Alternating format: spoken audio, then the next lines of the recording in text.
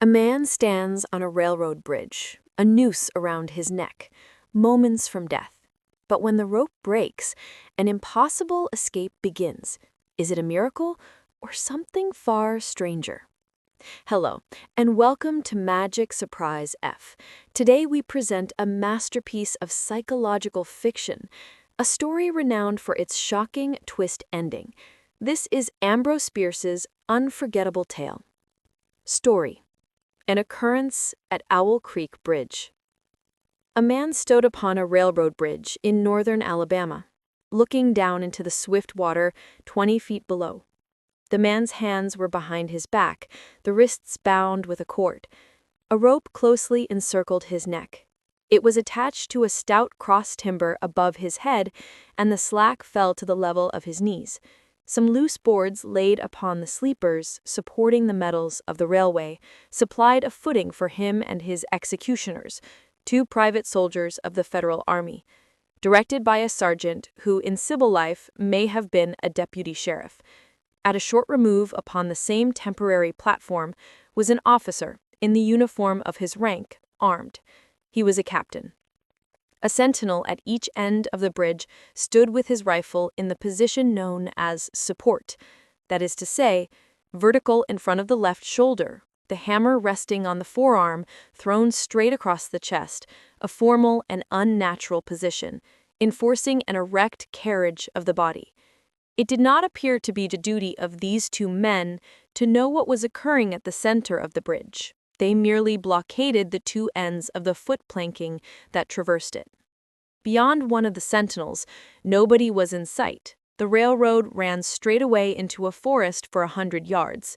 Then, curving, was lost to view. Doubtless there was an outpost further along. The other bank of the stream was open ground, a gentle acclivity topped with a stockade of vertical tree trunks, loopholed for rifles, with a single embrasure through which protruded the muzzle of a brass cannon commanding the bridge. Midway of the slope between the bridge and fort were the spectators, a single company of infantry in line at parade rest, the butts of the rifles on the ground, the barrels inclining slightly backward against the right shoulder, the hands crossed upon the stock. A lieutenant stood at the right of the line, the point of his sword on the ground, his left hand resting upon his right. Excepting the group of 4 at the center of the bridge, not a man moved. The company faced the bridge, staring stunningly, motionless. The sentinels, facing the banks of the stream, might have been statues to adorn the bridge. The captain stood with folded arms, silent, observing the work of his subordinates, but making no sign. Death is a dignitary who, when he comes announced, is to be received with formal manifestations of respect, even by those most familiar with him. In the code of military etiquette, silence and fixation are forms of deference.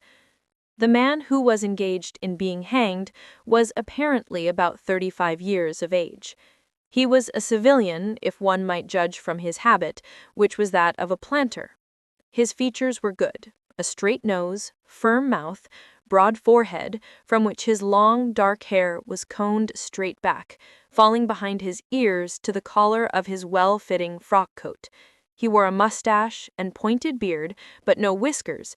His eyes were large and dark gray, and had a kindly expression which one would hardly have expected in one whose neck was in the hemp. Evidently, this was no vulgar assassin. The liberal military code makes provision for hanging many kinds of persons, and gentlemen are not excluded. The preparations being complete, the 2 private soldiers stepped aside and each drew away the plank upon which he had been standing. The sergeant turned to the captain, saluted, and placed himself immediately behind that officer, who in turn moved apart 1 pace. These movements left the condemned man and the sergeant standing on the 2 ends of the same plank which spanned 3 of the cross ties of the bridge. The end upon which the civilian stood almost but not quite reached a 4th. This plank had been held in place by the weight of the captain. It was now held by that of the sergeant. At a signal from the former, the latter would step aside, the plank would tilt, and the condemned man go down between two ties. The arrangement commended itself to his judgment as simple and effective. His face had not been covered, nor his eyes bandaged. He looked a moment at his unsteadfast footing, then let his gaze wander to the swirling water of the stream racing madly beneath his feet. A piece of dancing driftwood caught his attention, and his eyes followed it down the current. How slowly it appeared to move! What a sluggish stream! He closed his eyes in order to fix his last thoughts on his wife and children. The water, touched to gold by the early sun, the brooding mists under the banks at some distance down the stream, the fort, the soldiers, the piece of drift, all had distracted him. And now he became conscious of a new disturbance. Striking through the thought of his dear ones was a sound which he could neither ignore nor understand. A sharp, distinct, metallic percussion like the stroke of a blacksmith's hammer on the anvil. It had the same ringing quality. He wondered what it was, and whether immeasurably distant or nearby. It seemed both. Its recurrence was regular, but as slow as the tolling of a death knell. He awaited each stroke with impatience and, he knew not why, apprehension. The intervals of silence grew progressively longer. The delays became maddening. With their greater infrequency, the sounds increased in strength and sharpness. They hurt his ear like the thrust of a knife. He feared he would shriek.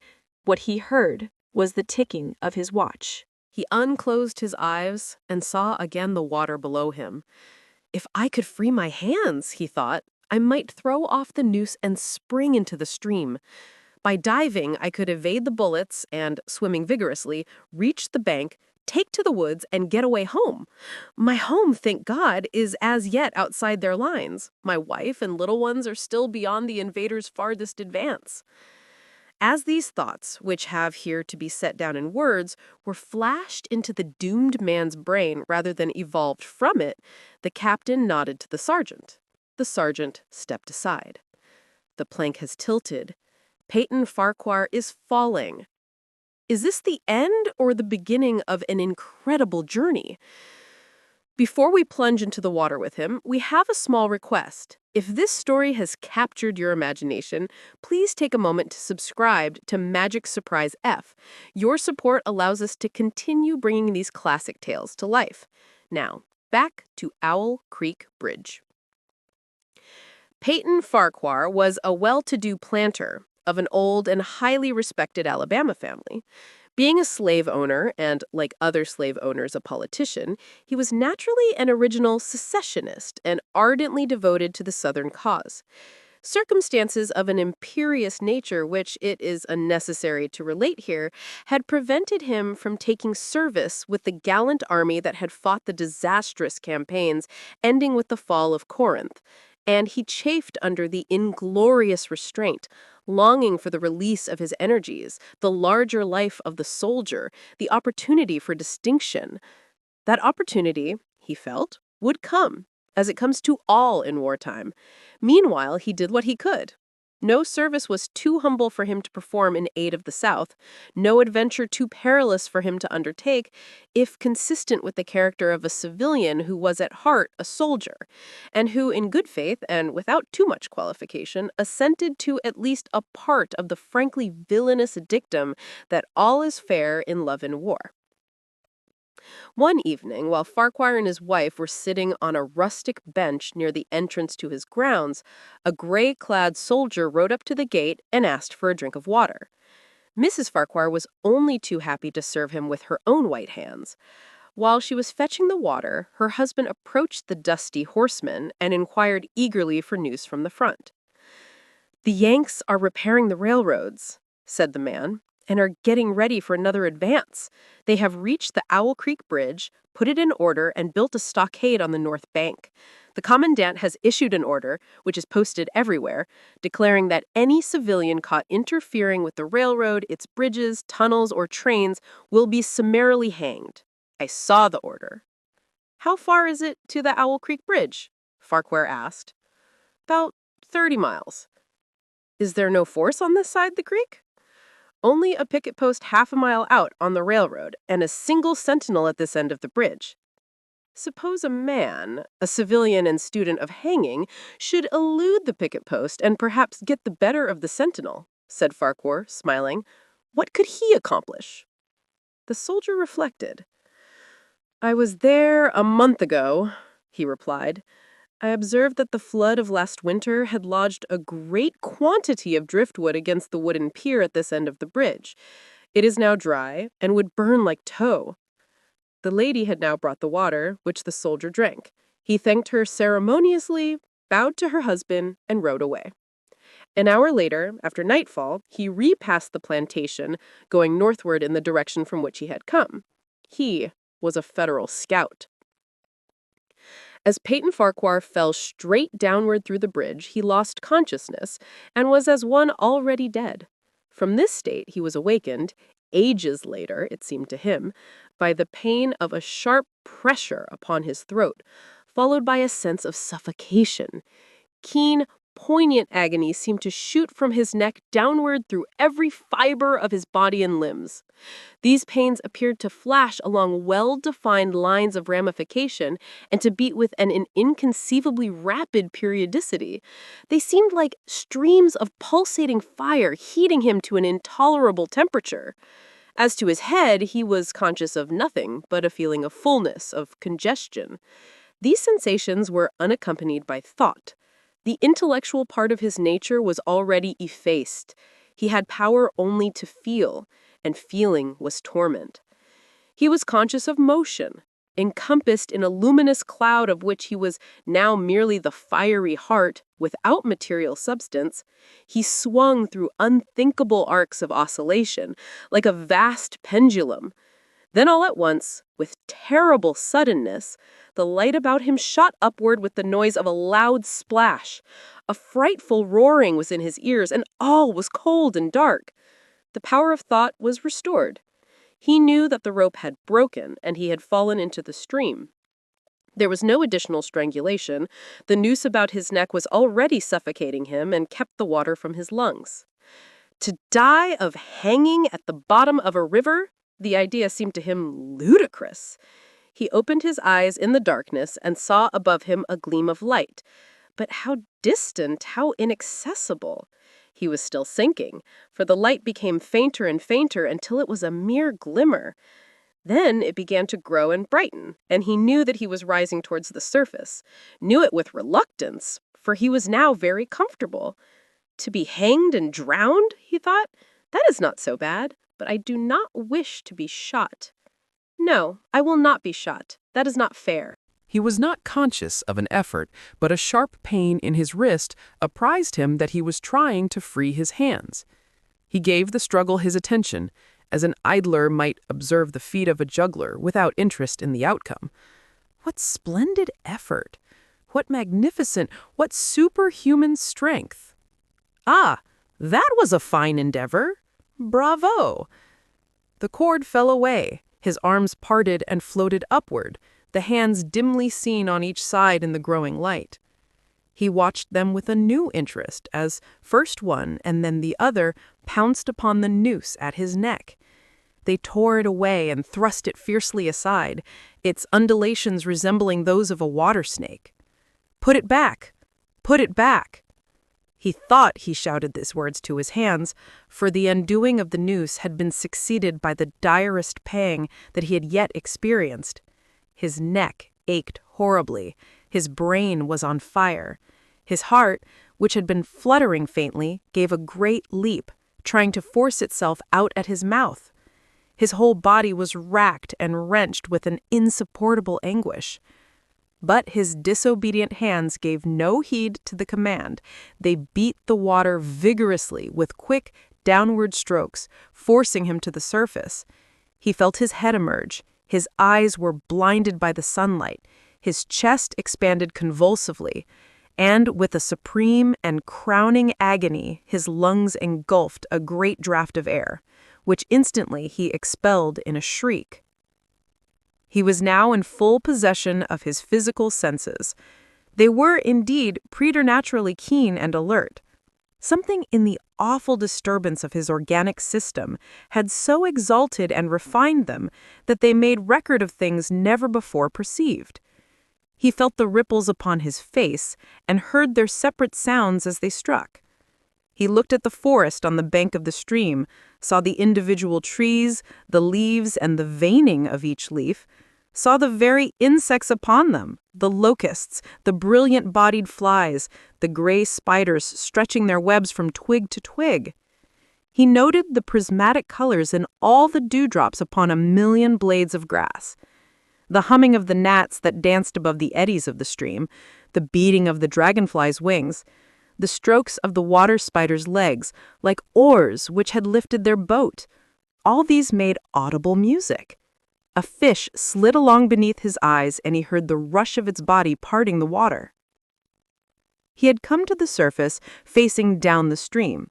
In a moment, the visible world seemed to wheel slowly round, himself the pivotal point, and he saw the bridge, the fort, the soldiers upon the bridge, the captain, the sergeant, the two privates, his executioners. They were in silhouette against the blue sky. They shouted and gesticulated, pointing at him. The captain had drawn his pistol, but did not fire. The others were unarmed. Their movements were grotesque and horrible, their forms gigantic. Suddenly, he heard a sharp report, and something struck the water smartly within a few inches of his head, spattering his face with spray. He heard a second report and saw one of the sentinels with his rifle at his shoulder, a light cloud of blue smoke rising from the muzzle. The man in the water saw the eye of the man on the bridge gazing into his own through the sights of the rifle. He observed that it was a gray eye, and remembered having read that gray eyes were keenest, and that all famous marksmen had them. Nevertheless, this one had missed. A counter-swirl had caught Farquhar and turned him half round. He was again looking into the forest on the bank opposite the fort. The sound of a clear, high voice in a monotonous sing-song now rang out behind him and came across the water with a distinctness that pierced and subdued all other sounds, even the beating of the ripples in his ears. Although no soldier, he had frequented camps enough to know the dread significance of that deliberate, drawling, aspirated chant. The lieutenant on shore was taking a part in the morning's work. How coldly and piteously, with what an even, calm intonation, presenting and enforcing tranquility in the men, with what accurately measured intervals fell those cruel words. "Attention, company! Shoulder arms! Ready! Aim! Fire!" Farquhar dived as deeply as he could. The water roared in his ears like the voice of Niagara, yet he heard the dulled thunder of the volley and, rising again toward the surface, met shining bits of metal, singularly flattened, oscillating slowly downward. Some of them touched him on the face and hands, then fell away, continuing their descent. One lodged between his collar and neck. It was uncomfortably warm, and he snatched it out. As he rose to the surface, gasping for breath, he saw that he had been a long time under water. He was perceptibly farther downstream, nearer to safety. The soldiers had almost finished reloading. The metal ramrods flashed all at once in the sunshine as they were drawn from the barrels, turned in the air, and thrust into their sockets. The two sentinels fired again, independently and ineffectually. The hunted man saw all this over his shoulder. He was now swimming vigorously with the current. His brain was as energetic as his arms and legs. He thought with the rapidity of lightning. The officer, he reasoned, will not make that martinet's error a second time. It is as easy to dodge a volley as a single shot. He has probably already given the command to fire at will. God help me, I cannot dodge them all. An appalling splash within 2 yards of him was followed by a loud, rushing sound, diminuendo, which seemed to travel back through the air to the fort and died in an explosion that stirred the very river to its deeps. A rising sheet of water curved over him, fell down upon him, blinded him, strangled him. The cannon had taken a hand in the game. As he shook his head free from the commotion of the smitten water, he heard the deflected shot humming through the air ahead, and in an instant it was cracking and smashing the branches in the forest beyond. They will not do that again, he thought. The next time they will use a charge of grape. I must keep my eye on the gun. The smoke will apprise me. The report arrives too late. It lags behind the missile. That is a good gun. Suddenly, he felt himself whirled round and round, spinning like a top. The water, the banks, the forests, the now distant bridge, fort, and men, all were commingled and blurred. Objects were represented by their colors only, circular, horizontal streaks of color. That was all he saw. He had been caught in a vortex and was being whirled on with a velocity of advance and gyration that made him giddy and sick. In a few moments, he was flung upon the gravel at the foot of the left bank of the stream, the southern bank, and behind a projecting point which concealed him from his enemies. The sudden arrest of his motion, the abrasion of one of his hands on the gravel, restored him, and he wept with delight. He dug his fingers into the sand, threw it over himself in handfuls, and audibly blessed it. It looked like diamonds, rubies, emeralds. He could think of nothing beautiful which it did not resemble. The trees upon the bank were giant garden plants. He noted a definite order in their arrangement, inhaled the fragrance of their blooms. A strange, roseate light shone through the spaces among their trunks, and the wind made in their branches the music of Aeolian harps. He had no wish to perfect his escape, was content to remain in that enchanting spot until retaken. A whiz and rattle of grape shot among the branches high above his head roused him from his dream. The baffled cannoneer had fired him a random farewell. He sprang to his feet, rushed up the sloping bank, and plunged into the forest. All that day he traveled, laying his course by the rounding sun. The forest seemed interminable. Nowhere did he discover a break in it, not even a woodman's road. He had not known that he lived in so wild a region. There was something uncanny in the revelation. By nightfall, he was fatigued, footsore, famishing. The thought of his wife and children urged him on. At last, he found a road which led him in what he knew to be the right direction. It was as wide and straight as a city street, yet it seemed untraveled. No fields bordered it, no dwelling anywhere. Not so much as the barking of a dog suggested human habitation. The black bodies of the trees formed a straight wall on both sides, terminating on the horizon in a point, like a diagram in a lesson in perspective. Overhead, as he looked up through this rift in the wood, shone great garden stars looking unfamiliar and grouped in strange constellations.